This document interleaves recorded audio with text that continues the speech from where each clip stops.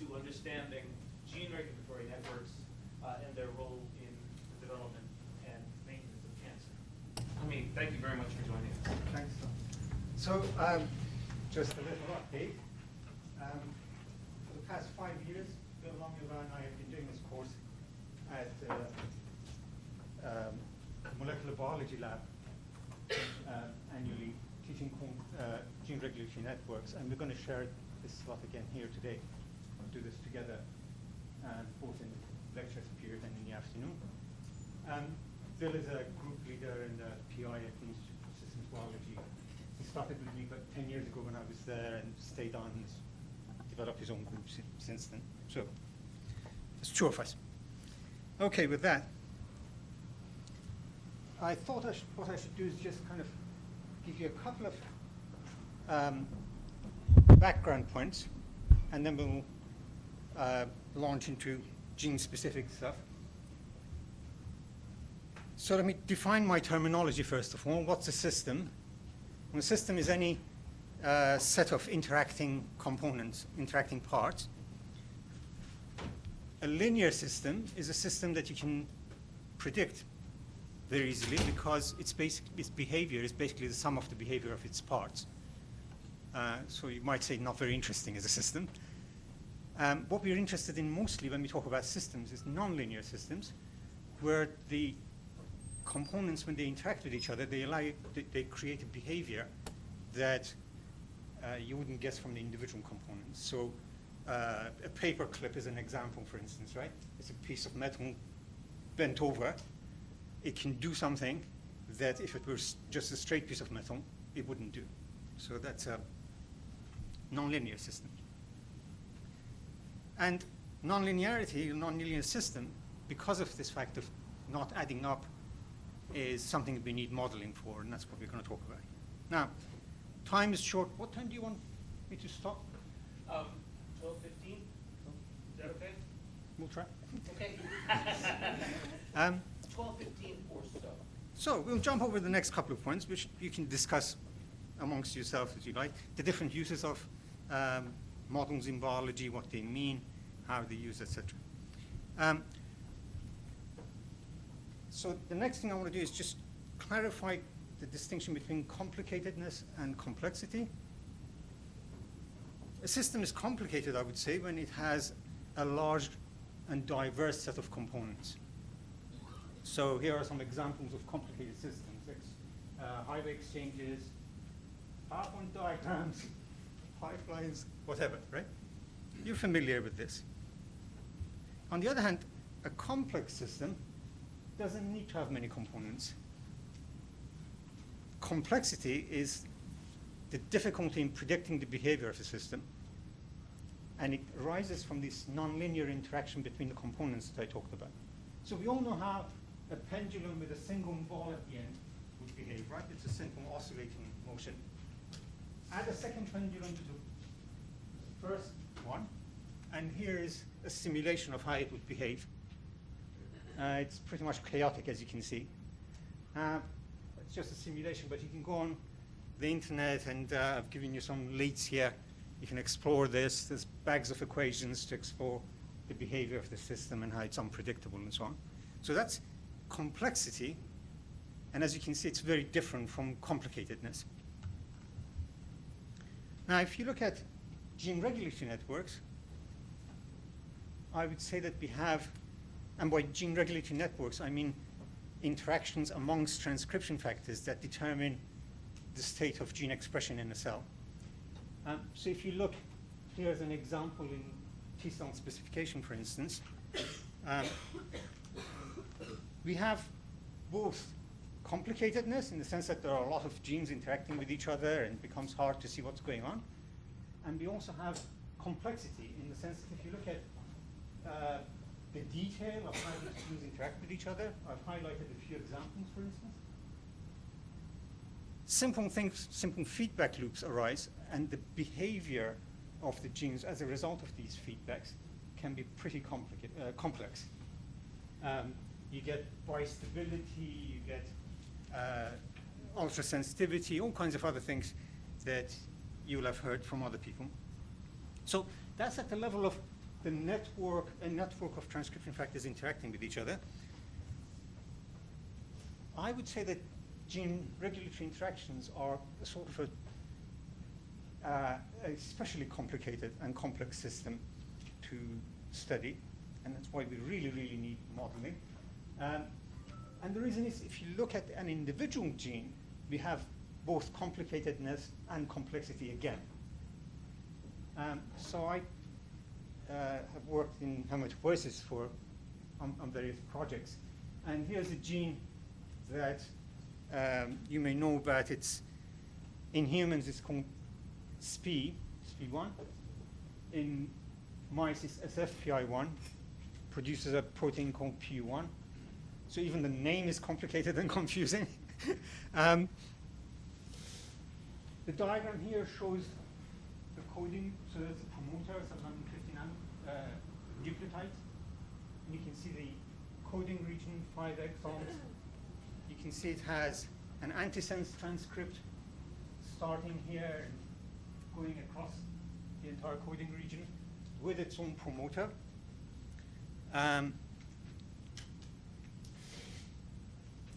The antisense causes translational stalling.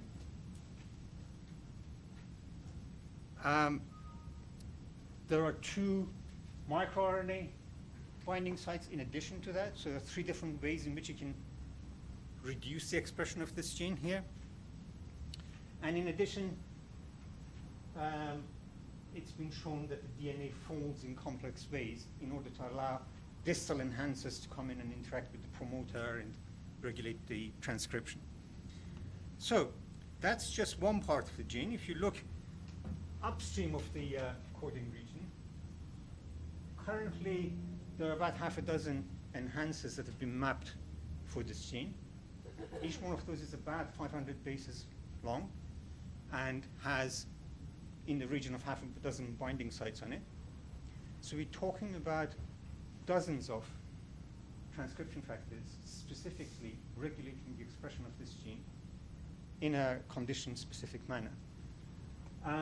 In addition to that, we have non-coding RNAs working within the enhancers and all kinds of additional complexities. So I just wanted to use this example to drive home the notion that the control of the expression of genes is a particularly complex process, and it happens at multiple levels of complexity, and that's why we need tools to deal with it.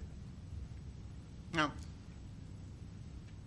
especially today, we're not going to have time to go through the biology of it. I'm going to assume that you guys all won't know the biology, but here's a sort of a short list of ways in which we all know gene expression can be regulated at various levels, right? At the level of transcription initiation, elongation rate, translation, RNA degradation, et cetera, yeah? Those are mechanisms. We can translate those into effects, if you like, how they affect the bottom line, which is the level of protein produced. And if we do that, we still end up with a whole bunch of different things that we have to model. So how do we do this? Well, I'll start on that shortly, but let me just say, clearly we're talking about a very large topic, and it's not going to be possible within a lecture and a tutorial, a lab, to cover the whole topic, in any depth. So what Bill and I have decided to do is we're giving you a tour, basically. Yeah. I've tried to provide you with pointers. The other thing is each one of you, depending on the model system that you work on and the model organism that you work on, etc., may have interests in one aspect of this rather than another. So what I've tried to do is provide you with pointers to where to go next and kind of give you a broad understanding of what the issues are, what the tools are available to handle that particular aspect for you, that sort of thing. So, sorry. Oh, thank you. Well done. Okay, so how do we construct networks of genes, transcription factors interacting with each other and regulating cellular state? Here's a sort of archetypal process diagram. We start with some basic biology, just from what's known, what are the processes going on in the system. So in this example, for instance, we've indicated there are two different cell types, and it's known that there's a signaling event, an inductive signaling event between the two cell types. What we do next is typically some kind of discovery assay. So in the old days, that might have been, RT-PCR or microarrays. These days, people tend to go for RNA-seq. And there what we're trying to do is basically discover what are the players. What's different between these two different cell types in region A and region B, region X and Y, sorry. So we find what's different between these guys. And next what we do is, since we know something about the system now, we can perturb the system. For instance, we know there's an inductive signal. We can disrupt that signal and see what happens downstream. And that tells us the players, what's being affected, relationship between source and effect. If amongst the genes that we find in our RNA-seq, for instance, if we find some signaling genes, some transcription factors, we may be able to knock those down or knock them out completely, or use, like morpholinos, dominant negative proteins, whatever, to perturb the system and find out for each one what the downstream effects are. And when we've got our candidates, we construct a provisional map, which is influences basically, not necessarily physical direct effects. But we start with the influences, and the final step is to do, if you were doing this purely experimentally, you would do cis-regulatory analysis, sort of traditional promoter bashing. But increasingly, we can do some computational work to simplify that final step, the verification step. Here is an example in recent literature of that process being carried out with the aid of computational methods. So in this example, from Aviv Regeb's lab here at Harvard, instead of perturbing the cells of interest individually, they're using natural changes of state and comparing cells as they change state. So the system they're studying is how Th17 cells differentiate. And so at time 0, they induce differentiation, and then for 18 time points, they monitor the state of the cell with RNA-seq. And you can see what they've done next is to look for genes that change their expression state and cluster them together into groups that look like they're doing similar, that have similar behavior across this time scale. Right? Now, because they have 18 time points, when you see genes that behave together, it's kind of reasonable to assume that these genes really might be related to each other. If you had only 2 or 3 time points, that would be much less plausible. But with 18 time points, you can see some clear trends. There's an early group of genes, and a late group, and a bunch in the middle there, right? The two different images here are basically the same information.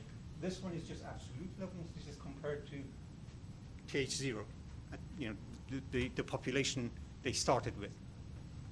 Okay, so they find these clusters of co-expressed genes, and they go look inside to see if there are any transcription factors within a cluster, and of course signaling molecules. And if there are, those are probably the effectors, the things that are regulating this particular state. So they take those candidate regulators and ask the question, can they predict binding sites for these regulators in the other genes in that cluster? And for that, they're using 4 different sources of information, including the effects of knockouts, and computational methods for searching binding motifs in upstream sequences, in regulatory sequences. Now, this afternoon, Bill and I will run 2 sections of a lab. The part that you'll do with me is something very similar to this. I tried to come up with a simplified version of this that we could do in an hour, and that's what we'll do. So I won't say much more about it, but here is what they get from that analysis. Down here are a few genes that are characteristic of Th17, and up there are CD4 T cells, genes specific to CD4 T cells. And the red and blue genes are genes that they identify as having this interesting characteristic. So the blue lines indicate that the source and the target have correlated expression. When you knock down the source, the target goes up. So in the normal expression, they must be going up and down together. And so you can see this group is positively regulating Th17 fate. This group is negatively regulating Th17 fate. And interestingly, they have red lines going between them, meaning they're counteracting each other. Yeah? So this is something that Bill will talk about later, this motif we often come across of genes cross-repressing each other, creating 2 possible alternative states. So that's the kind of thing you can do, and you can see here a network that's visualized in a piece of software called Cytoscape that Bill and I have worked on, and we're going to use that this afternoon. Sorry? Oh, thanks. Okay, so the first step, that paper performed was clustering, and I thought I'd just walk you through clustering. I gather you've already sort of been introduced to the topic, looking at it from my perspective now. Here is the basic concept on the top there. We have 2 conditions, experiment 1, experiment 2, and you can see the green to red bars indicating level changes. And then on the right here, you see the clustered heat map that I'm sure you're all familiar with because they always show up in papers. You can see that the individual plot points here by eye cluster together, right? What do we mean by cluster together? We mean that they're nearer to each other than to other components, right? And so dotted are the boundaries of those clusters that we detect by eye. And then the colors here correspond to the colors of the perimeters there, and you can see how they correspond to these clusters. Yeah. Is that clear? Okay, good. Now, what's involved in creating this? There are actually 2 hidden, 2 things that we do intuitively when we do this clustering by eye that we would need to say specifically in order to do this algorithmically. The first is, when we say 2 things are near to each other, how are we measuring nearness? What's the measure of distance? So one measure of distance would be to say things that are correlated to each other are close to each other. Things that are not correlated, or rather, 1 minus correlation, are far from each other. Yeah? Another measure would be to say walk a straight line between the 2 points and measure that distance. That's called Euclidean distance. A third measure would be Manhattan distance. That's where you walk in the x direction first and then the y direction, 2 sides of a triangle to get there. Yeah? There are many, many ways we can define these, and there's no, what I want to convey to you today is that there's no right or wrong as such. You choose your measures for specific reasons because of the particular experiment you're considering. Yeah? The second assumption that the second intuitive leap that we make is, what do we call a cluster? when we say this is a cluster that's distinct from that one, why do I put a boundary here? And there are different methods for doing that as well. One is, for instance, to say, I'll define some kind of a center to each grouping. And then if there's a gene that falls sort of halfway between two obvious groups, I'll assign it to the nearest center. Yeah? So that would be centroid clustering. Another one would be to say, I'll measure the distance of every gene to every other gene, and then do a sum or something, and then find the nearest score, the best score. Yeah? That would be a complete everything against everything. A third measure might be to say, I'll look for the nearest, what's my nearest neighbor? If I'm looking at this guy and trying to decide whether it should be red or green, pink or green, whatever. What's the nearest neighbor? Well, the nearest neighbor is here, so therefore I'll make it pink. If the nearest neighbor was a green, I'll make it green. Yeah? That's called single nearest neighbor. Yeah? What did you point represent here? The points in the graph you have here? These are the expression point values of your genes in two different experiments, like up there, yeah? So these are green to red, low to high, expression level, and each, thank you for pointing that out, I didn't say it, did I? And so each point is one gene that you've measured in your system. Yeah? Yeah, sorry about that. It's kind of a key point. Okay. How do you choose clustering methods? Is it, again, a complexity question? So it depends what it is you're trying to achieve. And actually, my personal view is, unless you're a clustering specialist who knows a lot about these things, the best thing you can do is try different methods and see what comes up shared and interpret the results. Yeah? Rather than sort of go from the theory, look at the outcome, interpret the results, and decide for yourself which of the interpretations you like most. So I'll show you an example right away. Let me just finish this slide first. Now, there are two distinct ways of doing clustering. Given these two measures that we have, there's still two different approaches to doing clustering. In one approach, we simply divide up the space of all gene expression levels into so many groups, so many subspaces, and each subspace is a cluster. Yeah? And so the most famous clustering method for that is k-means clustering, where the k is basically the number of clusters. You have to say how many clusters you want, and then an algorithm will go away and optimally divide this space into that many regions.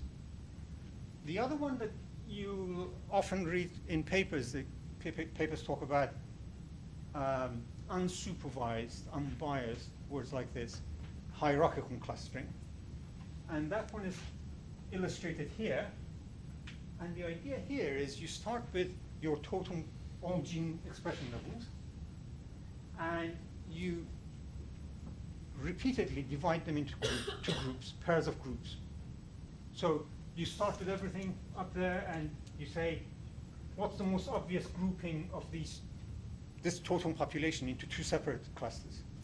And that gives you this cluster here and the one above. Yep. Then you divide each of those, and you divide each of the daughters of those, and so on, until you get basically there's no more division to do. You've got the individual genes if you go all the way. Yeah. Okay.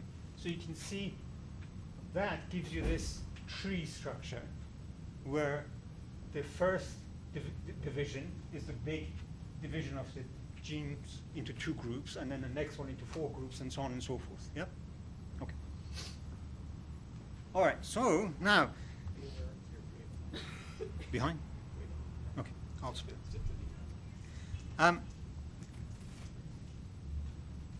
Okay, so I constructed an example to try and make this more absorbable, and I made it a difficult example on purpose, just so you can see what problems can be. So here I have two experiments, gene expression in experiment 1, condition 1, say condition 2, and you can see there are two distinct groups of genes. But you can actually group these in two different ways. In blue, I'm highlighting that there's a group of genes that generally just have lower expression than this other group, right? And then in red, I'm showing that you could alternatively say this group is low in condition 1 and high in condition 2. This group is high in condition 1 and low in condition 2. Yeah? So this goes to your question. There isn't a perfect answer. It's what it is you're looking for. You use the clustering to get a particular view of your data. Both of these are valid clusterings. And in fact, so just to kind of point out what's going to happen next, I did a PCA on this data, and you can see what PCA has done is it's just rotated the data so that this axis represents the largest range of variation in the data. You can see that means range along here. And this axis now just shows the secondary variation, which is some genes are generally low and some genes are generally high. Yeah? Okay. So I'm going to use this for the rest of my slides to show you how this happens, how we cluster. So here are two different clustering methods giving you two different types of clusters corresponding exactly to the blue and red in this slide here. Neither of them is wrong. It's just they have different preferences and they give you different types of clusters. Here's the heat map for one of them. And you can see, so I numbered the genes 1 to 200. The low expressing ones were all, oops, sorry, I'm going the wrong way. These guys are from 1 to 99, and these guys from 100 to 200. And you can see that on the labels here. The 3-digit and the 2-digit kind of stand out, I hope. You can see them merged together because we're looking at what's high expressed in condition 1 and low in condition 2, low in so on. Yeah. If you look at the heat map for the other one, you can see numbers 1 to 200 are up here, 1 to 99, 100 to 200 up there, 99 to 1 down here. Yeah. So different types of clustering. Now, the other thing I wanted to point out to you is, I know it's kind of popular amongst biologists to really like these heat maps and consider the heat maps an end in themselves. But actually, the heat maps can be very misleading. The reason is we're compressing a lot of genes into a simple visualization, right? And then we're using coloring to indicate things. And if you look at something like this here, you can see there is a trend, but there's actually considerable variation within that cluster. Yeah? You don't really get that. It's too easy to convince yourself that, you see these distinct patterns and ignore these details. If you look at the dendrogram on the side, on the other hand, you see the detail, you see the variation. I just want to kind of point that out to you. What the dendrogram shows is the height of the dendrogram is how different the clusters are. So this part of the dendrogram, as you can see, is very tall, meaning you have these two very distinct groups in this case. Yeah? As you divide the genes into smaller and smaller clusters, they become more and more similar, and that's why the height of the dendrogram is shrinking. Yeah? By the time you get down here, these guys are very short, meaning there's not actually much difference between them. So when you do your clustering, please always look at your dendrogram rather than the colors to make your choice about where you should put your boundaries. Okay, so this is just to show you that was hierarchical clustering. If you did it with k-means clustering, the same issues arise. K-means clustering in particular, if you ever use it, remember that it's a stochastic search algorithm. It starts off by arbitrarily assigning some regions and then optimizing their boundaries. So if you run it once, you get one result. If you run it again, you get a different result. And what you should do is see what's consistent amongst your results. Yeah. So I don't want to be reviewing papers where people run k-means clustering once and report it.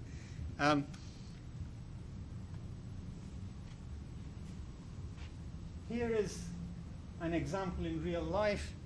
225 patients being, in this case, acute myeloid leukemia, being clustered to see if we can identify groups of patients. And on the bottom here, I've highlighted in brown clinical characteristics that we don't need to go into. But you can see there is definite clustering happening amongst the patients. And this is one method. This is another method. The arrangement is completely different, but we detect the same clusters. And when I put the cluster members next to each other, I've highlighted in color cluster members that are shared between groups. And the bottom line is, what we find is that the cluster boundaries can be a little different depending on the method we use, but the core membership stays the same. And in fact, we've used this, I don't know if you saw this here, to identify mistakes in the record keeping. We've gone back and been able to correct the records because the clustering said the patient should be classified as a certain medical group, and he wasn't. You know? Okay, so that's the sort of thing you can do in practice. 10 minutes left? Yeah. Okay. Okay, so that was clustering. I understand you had a talk about Go over-representation analysis from Peter Lindsley. Obviously, with gene expression analysis, once you've got your clusters, you can do over-representation analysis, not only for Go, but also for things like whether your genes fall into a particular pathway. So since time is short, I won't go through the theory, but it's pretty straightforward. Basically, you have your total known genes. Of those, a certain number are in a particular category or a particular pathway. Those would be the red guys in here. Then you have your sample, and in your sample, a certain number fall in the pathway you're testing as well. And you use this particular test called the hypergeometric test to find out whether that's significant. And the main thing is you have to correct for multiple hypothesis testing when you do this, otherwise it's nonsense. But there are also a couple. So I forgot to tell you, the expression the clustering that I showed you, there's a package called Gene-E that's part of the gene pattern package that you used already. So if you want to do that kind of clustering that I told you, you can do it with just a couple of clicks. It's really simple. I can show you this afternoon if anybody's interested.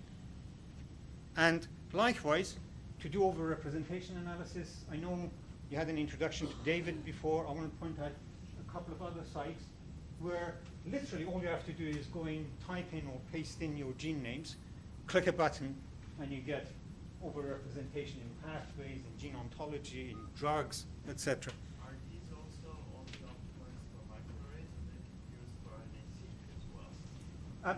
I've on purpose not talked about methods that use expression, but rather after you've decided what's differentially expressed, you have a candidate set and you just use this. So that doesn't matter, that the pre-processing determines what's differentially expressed, and you have to use the right method for that. But once you've got your candidate set, you just use the names of the genes, so it's independent of the technology. Yeah? Okay. So there are methods. GeneTrail actually has it. The method, for instance, gene set enrichment analysis, which use the expression values themselves. And if you're using the expression values themselves, then you have to be cautious about biases in your data. It gets complicated. I'm going to skip that.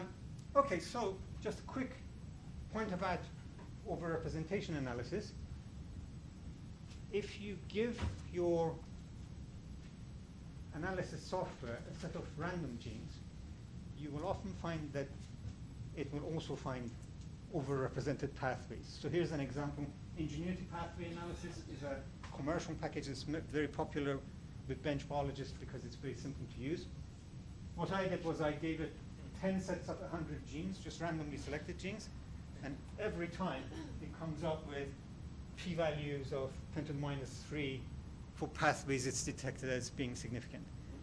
And this is a known issue, and so what you need to do is, A, not take the p-values seriously, use the p-values for ranking things rather than for saying whether they're significant or not, and B, compare the p-values that you get for your gene set against a randomized gene set. Do these programs adjust the p-values for that issue that you're talking about, or they ignore it? They adjust for multiple hypothesis testing, but this arises from a different issue, and I'll tell you some of the problems why. So the bottom line is this. Overrepresentation analysis assumes that you know truth. You know what the pathways are and exactly what's in them. In truth, if you look at the top 4 pathway databases that are best curated and most used, they only contain about 7,500 genes altogether. So we only know about a third of what all the genes do. And we're missing many, many interactions. Moreover, many pathways overlap with each other very extensively. And so it becomes very difficult to say when a certain component of the pathway is in your gene set, is it in pathway 1 or pathway 2? You know, which one is really working at? So it's just an issue to be aware of. Also, if you look at different databases, the representation of the pathway is very different. This is canonical wind signaling. You can see some databases have canonical signaling. Some merge canonical and non-canonical wind into a single pathway. And even when you look at the 2 pathways, the 3 pathways up there that actually have canonical wind signaling, completely different numbers of genes. You know, 2-fold difference in the total number of genes. So of course you get different results depending on which one you use. So the main message I want to convey to you is it's very easy to apply these algorithms now. You just go to a website, click a few buttons, you get the results. But don't just take them as given. Think about what those results mean and interpret them. 5 minutes? 5 minutes. Okay. So one more method that I'm not going to talk about, but if you're interested, go to this website and try it. It's genemania.org.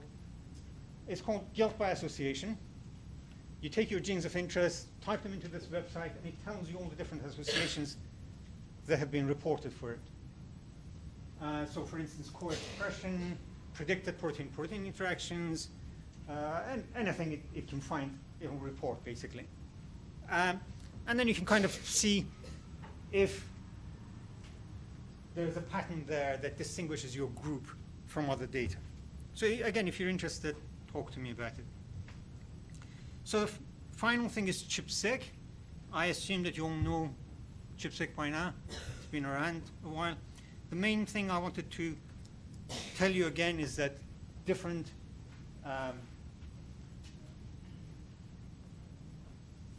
algorithms produce different results, and that is basically because they make different assumptions. And I want to give you some examples of that. So as you know, with ChIP-seq, we find fragments of DNA that are bound to a transcription factor of interest, and we sequence only one end of them for a short tag length of, let's say, 50 base pairs. Then we align those tags to the DNA on the positive strand and the negative strand, and we get a pattern like this. And from that, we try to construct the original image of what the whole sequences would have looked like, which would have given us a peak like this, had we sequenced the whole length of the fragment rather than just the one end. Now, some ChIP-seq methods calculate an average length and use that. Some ChIP-seq methods fit these fragment end distributions to a predefined distribution, like a T distribution. There's all kinds of other assumptions that go into these. And here is the bottom line. As a result, when you run ChIP-seq algorithms, and again, you can do this just going to a website and clicking a few buttons, you get different results on different algorithms, and surprisingly, you get different results depending on which data set you apply the algorithms to.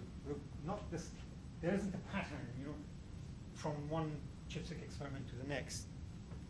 So, what's the solution to this? Well, one thing is I think the batch effects are much larger. So when two experiments are done in different labs or at different times, they tend to disagree with each other much more than when they're done by the same technician, for instance, in the same lab using the same protocol. And here is proof of that, where I've been analyzing ENCODE data. They've got a large number of chipstick experiments and applying multiple criteria and different methods of analyzing the data sets. I find pretty good correlation between their data sets. Basically because it's generally the same team that does exactly the same procedure, even when they're doing different experiments. Whereas, I won't show it to you now here, but in experiments done by different labs, exactly the same experiment, you get a lot more variability. Okay, so I'll end with just a pointer about how best to do chipstick experiments, predictions of chipstick experiment peaks now. In the bad old days, as it were, like 10 years ago, we didn't have these technologies, and we had to do computational predictions of binding sites of transcription factors. And the bottom line is that my colleague Wasserman came up with this jokey futility theorem after doing this prediction business for many years himself. Mainly computational predictions were always so noisy as to be useless, basically.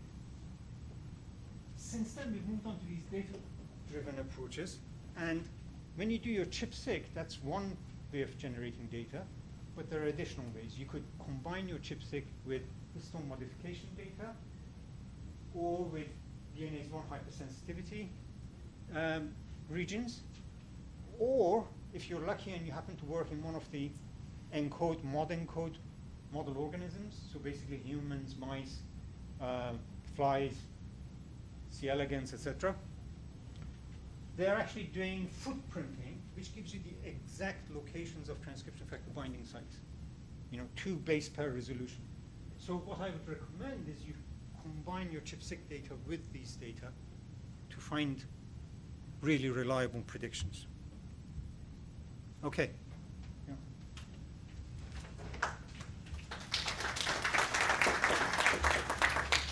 Before we get started with Bill, I want to apologize to Bill for not introducing him It's okay. at the beginning.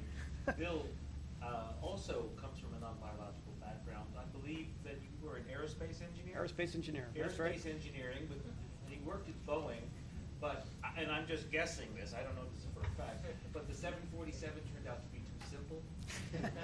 And so he had to go and do something biological, and he's now a senior software engineer at the Institute for Systems Biology. Thank you. Yeah, actually, I worked on the 737 program. Oh, okay. And actually, it's like, so when 15 years ago when they had the 737-400 flying around, I'd sit at the window and look out at the wingtip, and the pilot is saying like, oh, we're getting some gust turbulence, and the wing's flapping like this, and you can imagine somebody on the other side of the plane saying, my God, this plane's gonna fall out of the air. And I'm looking saying, I sure hope I did that analysis right. So, did I do the analysis right? Okay, so basically I'm gonna talk about models and software that you can use to work with those models. And to think, what I'm going to be talking about with stochastic models and Boolean models is we're now in the upper left-hand corner of Doug's diagram yesterday. So in the food chain, we're going to work in the upper right-hand or left-hand corner. Okay, so I'm going to talk about stochastic models, ordinary differential equation models, and Boolean models, and give some demos, real short demos. And I'm going to be talking about implicit models, stuff we're not going to be doing kinetic modeling in, but which you can use for a variety of different reasons. So and the sort of thing to think about here is that when you're dealing with stochastic models, you're down and dirty at the lowest levels, and you need lots of data for that sort of thing, doing that kinetic modeling. When you get down to Boolean models, you need less data. You can work with bigger systems here, and you're working with very small systems there typically. So it's a continuum that you work with. So stochastic models, we're often running. Okay. So here's an example of a stochastic model run of simulation of enzyme kinetics. And just the real 2 takeaway things to see here is that, well, basically what we've got is you need to say each and every reaction that's going on and give it a constant, and then as it grinds through, you're going to see this stochastic noise. So it's a situation of like the computer's going through and sort of rolling a dice to decide what do we do next, and makes that choice and keeps doing that, and you proceed. And so this is realistic of what's happening, for example, in a single cell, in that you can actually see, for example, what's going on here is that the enzyme substrate is dissociating here. You can actually see it happening. And so, and then as we do the larger scale operation of turning out the product. So that's all part of a stochastic simulation, is that you're seeing this kind of intrinsic noise, biological noise in the system. Okay, so we'll be dealing with this afternoon. This is called Dizzy. It's a stochastic simulation tool that was developed at the ISB by Steve Ramsey, and we'll be using it this afternoon to do some simple simulations of a system that we'll be developing. Okay, and to show that, I will now demo Dizzy. And let me see. Okay. Yep, come on. Give me my view. Come on. It's up. Give it to me. Oh. Hold on. The demo gods are not smiling on me. Come on, shut. Oh, I don't think this is happening. Okay, hold on. Here we go. There we are. All right, and we will just put that down, and I will now click on that. Okay, so here's Dizzy, and basically what you do is you load in a file, and it says everything that's going to happen. And what you can just do is you bring up Tools, and you hit Simulate. And you put in a stop time of like, I don't know, 1,000. And we select a protein here. And so there it is. And now we just hit Gillespie Direct. I hit Start. And it grinds out, and out pops. Anytime now. There we go. Okay. And so, and you can basically do it. So that's basically the protein output of this single cell transcription, and there's a second run, and you can see it's like, well, they're going up, but there's a big difference because of the stochastic nature of the simulation. Okay, kill that off. So we'll be working with that this afternoon. That's Dizzy. Okay, next, we're going to go back, and we will work with, where's my PowerPoint? Here it is. Okay. And so as I pointed out, it's like if you're doing stochastic simulation, you've got to be talking about like, okay, what's the coding region length? What's the distance? How fast is how fast is that complex running down the DNA? These are numbers you come up with from literature or experiment, and so there's a lot of stuff to come up with. You're doing every single reaction here in terms of like, I need to get back to my slideshow, don't I? So every reaction of like transcription, stuff binds, it sits there, nothing else can start until it moves out, then another guy can come on. Each and every one of those things is set. And so now we go back to this. Okay. And there's mathematics behind this, paper by Gillespie back in the 70s. It's sort of like, if two things bounce together, what's the likelihood that they're going to react? And so it's all dependent on how much stuff there is, and there's a likelihood over a small time period of like that's going to happen if they hit, that they're going to react. It'd be like a book falling over. If they hit, bang, it's going to go through. And the probability of no reactions happening during at some time is also expressed by this. And so you can come up with a probability expression of, how likely is this reaction to occur after some period of time, and you grind it out, and what you end up with is the algorithm that's underlying it, and that's all you have to see of that math. So in terms of like regulations of genes, so when we're talking about gene regulation, it's all about the binding of the promoter or the repressors to the cis-regulatory region of the gene. And to do that, in a stochastic sense, you're going to create every single one of these sort of things. A can pop on, it can pop off. B can do that. They both come on. After one's there, they go through the other. That's the transitions you can get. And you can see here is what you get. It's these little transcription events. The things, once everything pops on there, you can go ahead and create the rest of, create your mRNA. And this is just to point out to say that actually you can come up with an equation to do it, represent that instead of all these small time steps, and we'll talk about that equation. And you can actually get results that are pretty much the same. So as you you can start generalizing things and having to do less computational work if you do that. Okay, that's stochastic, ordinary differential equations. Okay, so This is stuff you've already seen, which is good. So, you know, first order mass action kinetics, you can see we've got two equations here to represent the production of protein.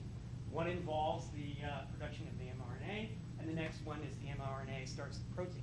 Plus you get the degradation terms going on in there. This is stuff you've already seen. The issue here is that Y is all about controlling the action. Okay, that's how we're going to control the situation here, is by talking about Y. And basically we set it to the fractional saturation. So how much, you know, how frequently are these guys binding? And so to do that, so let's talk about a single guy binding to the gene and starting transcription going on, okay? So this activator, and the way to think about it is the occupancy. So of all the possible states of like free DNA with, or having A on, or having A and B on, or just having both on at the same time, you enumerate all the guys on the bottom. On the top are the ones that will activate, and so you get a sort of situation like this, like A on the DNA versus nobody on the DNA plus A on the DNA. You go through that, sort of put it, you can get rid of these terms, and you end up with this kind of a relationship to describe the occupancy function. And the key here to think about here is that this is sort of Y versus A, and this is this Ka constant, the equilibrium constant of association, is what allows you to sort of make things steeper. As you go here, the response will be sharper, okay? So using this occupancy function is how we can sort of start to talk about, you know, regulating these genes. Okay, look at all that math. Whew. Could you Yep. just explain just a bit more? Because Okay. I just got, so why control your, why the fact it's a percentage of H and control your network? Okay, well the point is like if there is no A, okay, you'll be down, you know, if there is no A, then it's 0, okay? And if there's a heck of a lot of A, tons of it, then this goes to 1, okay? So basically by the amount of A around, we'll basically say where you are, you know, what fraction you are between 0 and 1. In the Hamid? previous slide, it was put Y. Yes, Y is the occupancy function. So let me show you one example of modeling the regulation of the gene expression. Yeah. In this case, like assuming everything else has happened, the chromosome, you know, is in an open state. Now factors of binding, forming a complex, and regulating initiation. Yeah. So how often does that happen? What fraction of time do we get factors of time? Okay, so everybody looks at this and screams, but so don't look at the numbers, look at the boxes, which is to say if you've got two factors, okay, then you know you go from DNA to having B bound or A bound or then having both bound. And it's typically the case that between DB and DAB, it's typically there's a cooperativity going on. In other words, the fact that A is there already tends to suck in B a lot more than if they were independent. And that's the top box. Basically, you have a cooperativity where we can say that if one's there already, there's more likelihood for the next. So again, if everybody's activating independently, this is that going back to that whole DNA enumerating the case. If DA is bound, you have the DA complex or the DB complex or the DAB complex, you'll start transcription. These are all the possibilities. Go from that kind of abstract fashion to here where we're getting into concentrations and equilibrium constants. That's just to say that what we're going to do is say that usually it is the case that this guy right here is much, much bigger than these two guys. If there's a lot of cooperativity, if they tend to really work together, then you can just throw away these other terms and you get this, okay? So basically the occupancy is kind of this, but let's just say that in fact, if A and B are the same, this collapses to this, okay? And then come over here really quickly, and I know I'm losing you, but I just want you to get to the last point, which is what happens is you start getting like a squared term. So if there's cooperative binding with A, so the fact that A is there, or they homodimerize, excuse me, in the case of A, what you get is an occupancy function that looks like the previous one, except what's going on is it has a power n, the Hill coefficient, okay? And this is important because what you can do is like, okay, not only move it up here, but make the response really, really sharp. As n goes up, you know, you can really make the complex very steep at the front. And we'll be talking about that later. Okay? So, geez, I seem to have lost my revisions. So let's talk about the Laszlo Singh model. This is a case of we have macrophages and we have neutrophils, and the cell decides to go one way or the other based on PU1 and CBP alpha levels, okay? This is how cells make decisions. I mean, ultimately, it's like the cell's going to decide to go one way or the other, and the decision is pretty much locked in place by this dual mutual repression right there, okay? That's what's doing it. So we're going to study that, this case of a mutual repression situation in the lab this afternoon. But the important thing is here is, why are we studying this? Why are we interested in this? Because this is how the cells are making the decisions. So we can just focus in on this particular circuit and learn some stuff about it. Okay, so it's like, at this point, it's like, these are the equations. But you've seen this stuff all before. Okay, again, first order mass action kinetics. We've got the stuff here. This is the production, okay, of dx. This is the degradation right there. I just showed you the term for this is the occupancy function for activation. This is the occupancy function, which I haven't shown you for repression, but we could if we wanted to. And that's kind of a basal term for just sort of when it's ticking over and there's nothing actually bound. So you've actually seen that equation. And so you can look at it and then actually say, oh, I know what's going on. Okay, and so then basically doing, again, Clyburn was doing it like, these constants can all be 1 and this, that, and the other thing. You can basically grind it down and get to situations like this, where they're saying the macrophage fate guys and the neutrophil fate guys, and they come up with the equations, and that's all I'm going to show you about the equations, just to say that you've seen it before. Okay. The ODE system, you can simulate it. So that over there, in fact, is done with a Runge-Kutta fourth order Runge-Kutta algorithm, which is like the Euler mechanism that you were taught yesterday. So there it is right there in real life. Runge-Kutta is like using the Euler method. And then right here is stability analysis, again, what Clyburn was talking about yesterday.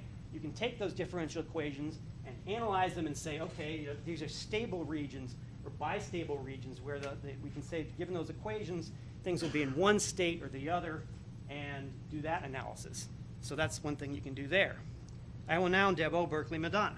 I should point out that therefore, the analysis here, to get this bistability, it's like, okay, it's either going to be a neutrophil, it's going to be a macrophage, or in this region here, in fact, you can have both at the same time. To do that, you have to have that Hill coefficient, that n that I told you about for repression. Here it is 4. They use a value of 4, which is pretty aggressive, but you need at least a value of 2. And the next tool I will show, which is Berkeley Madonna, will demonstrate that. So what do you mean that you can have both at the same time? It's possible in this regime where you can end up having both macrophages and neutrophils, okay, even with high rates of PU1 and CBP alpha synthesis. But if it's like gone through this path to get there, then in fact it will be a macrophage. If it's gone through this path to get there, it can be a neutrophil. And Hamid, do you have a... So, Well, I'm doing this, yeah. Basically what happens is you have a priming phase where the inputs P1 and CBP alpha are both at low levels but not 0. And during that phase, the cells are kind of undetermined. Then one or the other of those two signals goes up. The cell fate is determined by that. Subsequently, the second signal also goes up, but because the cell is already set in a state, it stays in that state. So you end up, depending on which path you took, whether P1 came up first or CBP alpha 1 came up first, you end up in macrophage or neutrophil. So what I just popped up here is Berkeley Madonna, which is a good ODE solver. And basically what you do is you load in a file here, which as Hamid likes to say, it's like you can actually write the equations, it has differential equations right there. It has a great parser for pulling that apart. You specify the parameters, you specify how you're going to solve it, the initial conditions, and then you hit the run button, as I've already done, and you can get basically, you're seeing here what was in the paper, right? The other thing that's interesting is we can fiddle around with parameters. And so basically, fiddling around with the parameters and running this parameter run, you can see that indeed NR of 2, this is that Hill coefficient, is so important. Is that up until 2, you got one state, and then as soon as we get to 2, it flips and we have another state. Okay, so it's like that Hill coefficient is important. And by using Berkeley Madonna and analyzing those equations, you can find this sort of behavior. Again, this is getting back to the stuff that Clyburn was talking about. So, back to here, and go to here. So that's the ODE world. Okay, so later this afternoon, what we're going to do is we're going to model and simulate dual repression toggle switch, and we're going to be drawing the network out that looks like that, and then taking the output and shoving it into Dizzy to basically see the behavior of this bistable toggle switch. So by this afternoon, I'd appreciate it if you guys would make sure you've gone in and you've got biotapestry working and you've got Dizzy working. There's there's a batch file down in the bin directory of the Dizzy. First of all, they both need to be unzipped. And in the case of Dizzy, there's a bin directory, and you go in and you double-click on the batch file. Okay. So if you can manage to get that working, that would be good. And talk to me if otherwise you have a problem. Now, Boolean models. So we're now moving down the chain to more complex models. In the case of Boolean models, what you do is before we had the sort of the occupancy function that we described, you can also get more abstract and just describe that logic using Boolean values. Okay, so we sort of talked about this on Monday with the R value, with R in terms of if and functions and or functions. What you're doing here. So in this particular case, for example, for NFAT, what you can do is say that if NFAT will be on, it's 1. If you have CD28 on as an input, and TCR is on also. Otherwise, NFAT will be 0. So what we've done now is we're expressing the regulatory control of the gene in terms of Boolean expressions. Boolean can actually be multi-valued, in this case over here, where you can say you've got high, low, and off, 2, 1, and 0, and you can actually go through and describe the circuit in terms of multi-level logic. So in this case, it's like high, low, and off. Okay? So having done that, that's one thing you do is you define the regulatory inputs for each one of the genes. And the other thing you can play with is thresholds, which is basically, as you're doing the simulation, how is the order of the genes, like multiple genes coming onto multiple transcription factors coming onto a single gene, what's the order in which you process those? That gives you another degree of freedom you can work with to basically get your model fitting what the data is. And I mean, one way you can do that is if you don't know these thresholds, you can run a whole pile of different Boolean runs and see what comes out as the common, the sort of the states that tend to come out. Okay? So GenSim is a Boolean modeling tool. And this is basically gives you the binary multi-valued logic. This is where you get it from. And it allows you, for example, to find all steady states. So that's my next demo, which is right here. Okay, come on. There we go. Okay, so this is another model of this sort of like this bistable toggle switch. Basically, to use GenSim, what you go through is you go through and you draw the network that you want to model, including the interactions. And then, for example, if you click on EGR1, that's moved over. If you click on a node, how the heck did that get over there? Come on. Okay. If you click on a node, then you can go in and basically say, given these inputs that I've got, the various input possibilities, high and low possible inputs, what are the outputs for those bit combinations? The truth table, if you know what a truth table is, basically, given all the possible inputs, what are the outputs? You describe those for each and every gene, okay? And then you go and you can hit actions, run the simulation, okay? And what we've got here is basically you specify the possible inputs, and in this case, macrophage wins. The macrophage input is set to 2, the maximum value, and the neutrophil ID there is set to 1, and then the other alternate value is the flip side. So what you expect to see is, in fact, what you get, which is you run it, and then it says, okay, I've got 22 nodes, and bang, and that's what the graph looks like. The point to take away here is that you've got 2 inputs, one in which and they give these state vectors as labels, and it drives me crazy, but there it is.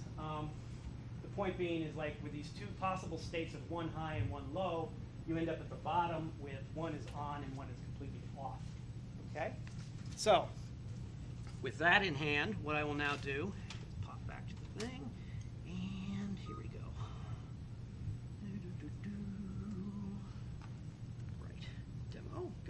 And this is the, that particular network laid out a little more clearly, in which you can see those are the two possible input states, and we traverse through the various intermediate states until we hit these two final states. Of again, one is high and the other is off. Okay, continuing. So just wrapping up, I mean, there is this relationship between the Boolean model that we've just described and the ODE model. And it basically, first of all, the important thing is that you've got one equation, so we no longer talk about mRNA and protein with different equations. There's a single thing, since they're proportional, it's like, okay, we can get away with that as an approximation.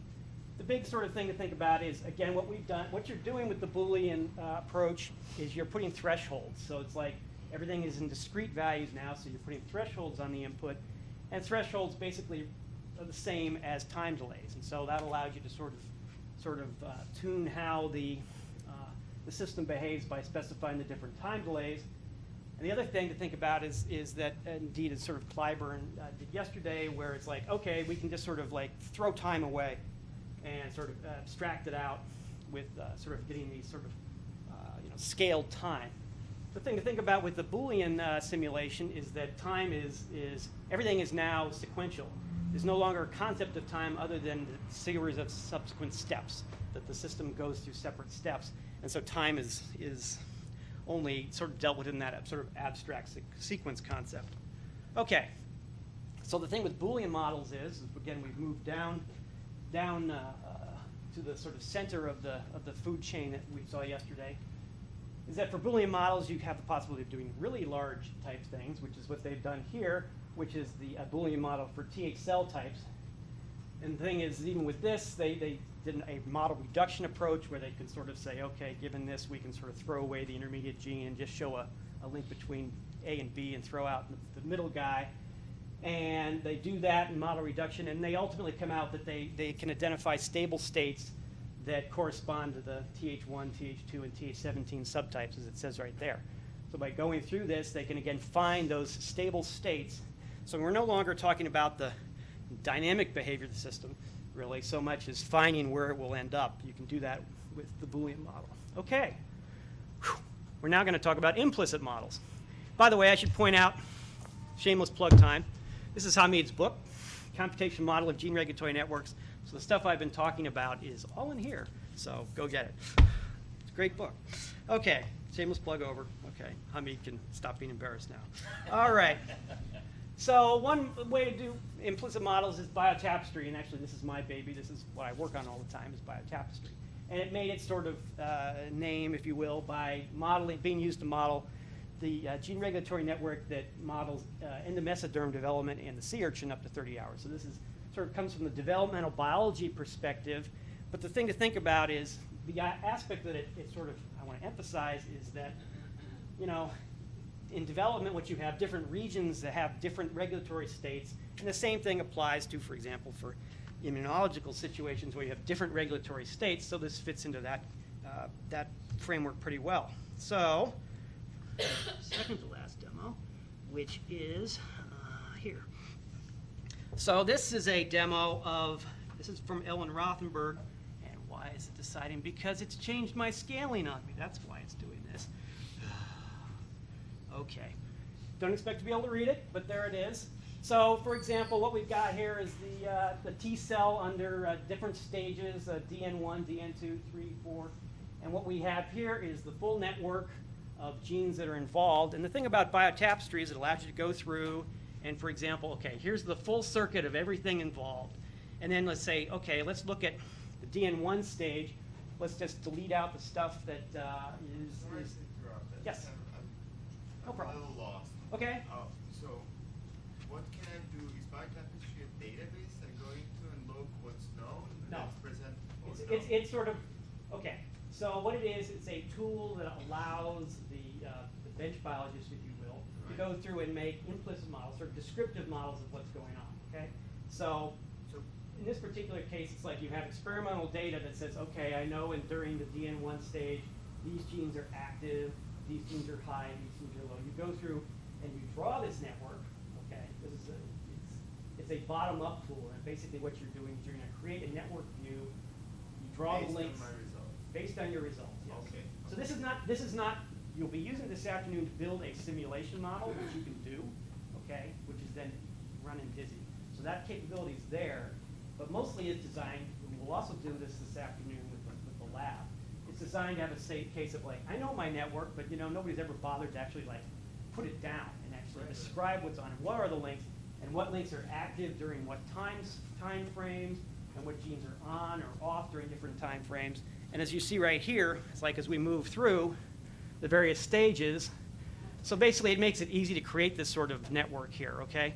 That is, we start with the DN1 stage. This could be time points. Time points, this could also be done with Developmental stages or cycles. anything you want. Okay. Basically what it is, it's a sub-view, you have a full network of like, here's the pieces I work with.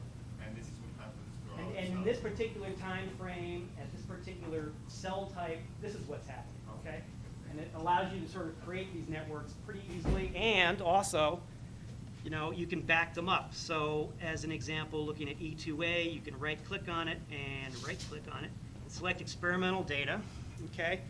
And so, you're not just drawing stuff. What you're doing is you are creating a model. It's a network model, which means it has, every gene has targets, sources. So it allows you to go through that, and you can click on the elements, and you can find out, what evidence do I have for actually saying that there's an input there, okay? Where is this data drawn from? From which database? This particular data, this model was built by basically doing literature searches on a lot of stuff, okay? And so it was backed up. And, this particular data here is running off of a server at Caltech, that's supporting this particular model, okay? So, Intelligence doesn't care where you get your data from, as long as you can provide it in a certain format. yes, exactly. This is a tool.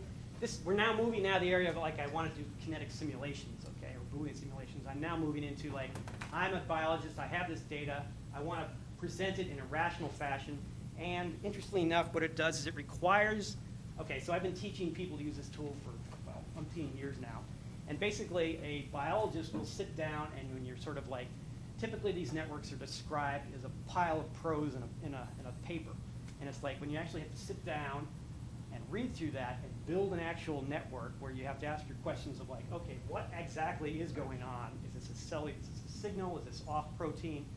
It forces you to sort of think hard about actually what's going on.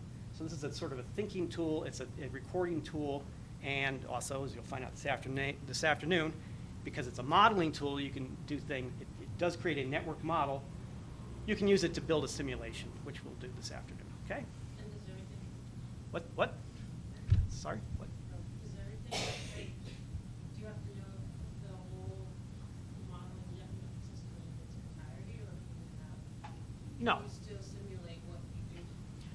Well, again, it's between simulation and record, sort of building that network model. No, if you don't know everything, you can put dashed lines in, you can sort of, put this stuff as, this is nebulous and so forth. You can create different submodels for what you do know versus what you think. Yeah, it's a tool for sort of recording these networks, which can be large and complex, and let me see. It's a step in terms of like understanding what's going on by having to basically create the model, okay? So one thing it does is by having this sort of specific zoo of like there's the gene, you can put down regions, there's the bubbles that you can basically say for protein interactions. You have signaling, where's my signaling molecule? Where the heck is, there it is right up there. Number 2, the signaling signal, which says, like, okay, this is going by signaling, not intracellular. So, and the other thing is, again, as I mentioned with the T-cell model, it's a hierarchical model, and that you build this hierarchy over here in terms of like models that are subsets of other models, and it allows you to zoom in and say, this particular time in this particular place, this is the stuff that's active. It allows you to organize that, okay? So we'll learn more about this afternoon. So things you can do, for example, because you have a network model, is find alternate paths between a source and a target. In this particular case, maybe ERG and SM27 is direct, but it's also possible it goes through hex, and you can sort of interrogate the model to find out that information. You can do searches of, okay, what are the targets of this model, of this gene? And then as I've pointed out, and we'll be doing this afternoon, is that for certain small models, you can create an SBML file, which is Systems Biology Markup Language, which will take basically do all that occupancy function calculations for you and create a model file that has that information in it. And then from that, we can run simulations. We'll do that today. Cytoscape. Okay, the last one we're going to cover is Cytoscape. And so this is sort of the tool. So how many people here have heard of Cytoscape? Okay, all right. So this is kind of the Swiss Army knife for the network biologist. Okay, so it's like it allows you to do data integration and analysis and visualization, and it does that primarily through the fact that it's a platform. Okay, and what that means is that computational biologists can sit down and they write plugins, formerly called plugins, now they're called apps. Okay, and they write apps, and there's the App Store, which you can go to and find the app for the thing that you want to do, clustering or utility or network generation, any number of things. Go get that and pull it in, install it into Cytoscape with a couple clicks in version 3, a couple clicks, and then you can start using that tool. So it's for, like I say, if you're doing network biology, it's the tool to use for this sort of analysis. This is the App Store. And before we get started this afternoon, you're going to be learning how to use Cytoscape. And one of the plugins you're going to use, one of the apps you're going to use is MCode. So before this afternoon, what I would like you to do is to go to Cytoscape. Okay, so you've all gotten the link on where to install Cytoscape. It'll bring it up, and then what you need to do is you need to go over here to Apps, and then go to App Manager, and click on App Manager. And it says MCode there because, well, I've already installed it. But what you want to do is go through, and one thing to understand is this is version 3 of Cytoscape. Version 3 of Cytoscape came out about 6 months ago. And the thing is it changed the programming interface a lot, and so the people who developed the apps, they're having to catch up and basically port their apps to the new framework, which means that version 3 is a little light in the app department, okay? So version 2.8.3, which has been out for several years, has, most apps work for it, most plugins in that, as they call them there. And so most plugins work there. So if you have some plugin that hasn't been ported, you could basically go use Cytoscape 2.8. But we're trying to stay with the flow. So MCode right here, which has been installed for me, but won't be for you. You can go select it and then install it, which will allow you to do in this case, and get that before we start. And Hamid starts, that way we don't kill the app server. So don't want to kill the app server. All right.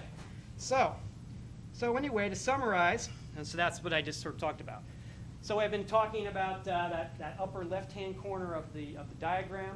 We sort of showed how we can model using stochastic, using differential equations, using Boolean models, and then these other tools which also create models, but which are not doing kinetic simulations. Okay, and so that's basically what we're covering. And the other last thing to say is my special guest appearance. Okay, so we've been seeing some hairballs the last couple of days, and like that, and most people look at that and say, what the hell am I going to do? So I'm on a personal vendetta against hairballs, and so released a tool. There's a tool published last year called BioFabric, which basically tries to comb the hairball, okay? So what you can see here is like, what's always been done with a hairball is you represent nodes as points, which means all the edges converge down to points. Instead, represent nodes as lines like that. Then you can basically organize the lines in some nice rational fashion. And then what you can do is, because they're lines, is you can slide the edges along the line to get something that's much clearer. What you then want to do is you basically draw the edges in front, because they're the important things. Put the little glyphs on the end so that you can actually see them at a large scale. You shrink the lines down so that the minimal amount. You draw labels on the, so again, these are nodes, remember? And so you draw labels on the nodes, all right? And then you color the nodes and the edges so you can trace them over long distances, okay? And get an idea of what's going on. So that hairball has now been turned into a BioFabric presentation like this. And what you do. So just as an example of this particular hairball we saw yesterday or a couple days ago, this is what it looks like in biofabric, okay? And the idea here is that because the edges are now nice and parallel, they're not overlapping, there's no ambiguity in terms of what the edges are. And then you can sort of zoom in and quickly see, oh, there's a difference here between these two guys. I mean, for the most part, that thing was a clump because everybody's talking to everybody else, which you get from that kind of repeated wedge shape, okay? But in this case, you can sort of see the missing pieces like that over there, and you can find the differences very quickly. So if you've got a hairball, think of biofabric, and think of giving, drop me a line if you have any questions about it, okay? So that's it for modeling analysis gene regulatory networks. Thank you very much. Any questions? Well, let's thank you before we have questions. Okay, well, Just say quickly, the slides will be available on my lab website when I get back on the links. Maybe post them on the summer school website as well. okay. What do you need to do for this afternoon? Okay, sure.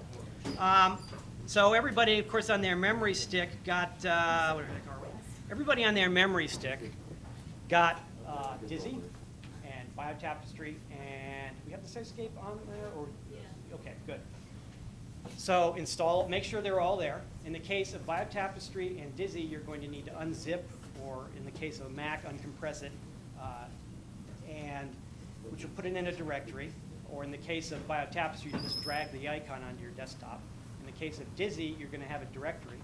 And for Dizzy, what you need to do is there's a subdirectory which is called bin for binary. And you go down there. In the case of Mac, it's like there's a run Dizzy command. You just double click on that, it'll start a terminal up for you. In the case of Windows, it'll be, there's a bat file, and you double click on that and it'll run. So just trying to get everybody so it's running okay. All right. Similarly with Biotapestry, you drag it on the desktop, just make sure it runs. Cytoscape, download it, install it, install Cytoscape, and then go and get the M code thing. Those are the three things to have done by this afternoon. Thank you. All right, before we go, I just want to let you know that the Supreme Court decision Yes. was unanimous. Oh, cool. And that the only partial dissent was from Justice Scalia, who agreed with all of the legal findings, but dissented with the science. Oh, Jesus. There was one of the sections of the decision described all of the molecular biology to set up the reason for their decision later on. And so Scalia said, I concur with everything except for section 1A, because I cannot affirm the details based on my own knowledge or even my own belief. I don't know what that means. I'm going to be really interested in hearing how that's parsed. God doesn't believe me. The decision is that you cannot patent human genes. Myriad genetics loses the patent. As do all the other gene codes. Yeah, they were just going out.